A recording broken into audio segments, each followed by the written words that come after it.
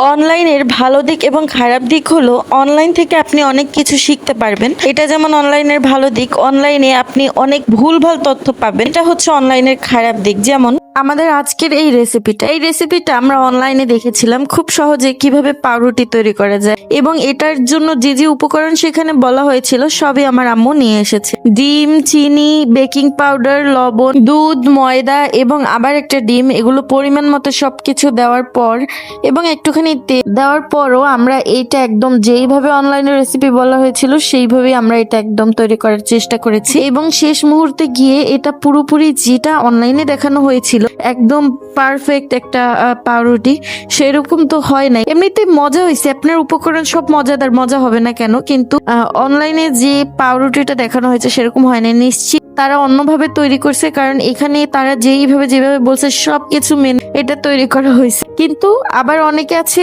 যারা সত্যি সুন্দর রেসিপি দেয়, যেমন আমরা কেক তৈরি করেছিলাম একদম ফ্লাফি, একদম অনেক মজার, একদম স্পঞ্জি, ওগুলো একদম ঠিক ছিল, যেরকম দেখিয়েছে সেরকমই হয়েছিল। কিন্তু এইগুলো ভাই একদম ভুয়া, একদম ভীমরতিয়ালা। যদিও এটা খেয়ে ফেলছে সবাই, কারণ মজা হয়েছে, কিন্তু মজা হইলেই হবে, আমরা যেটা বানাতে চেয়েছিলাম সেটা তো হয় না। তো ভাই তোমরা ভুলভাল দিয়ে আমাদেরকে এইভাবে হয়রানি করবেন না, কারণ আমরা অনেক কষ্ট পেয়েছি, কত আশা করে বানাইতে গেছিলাম।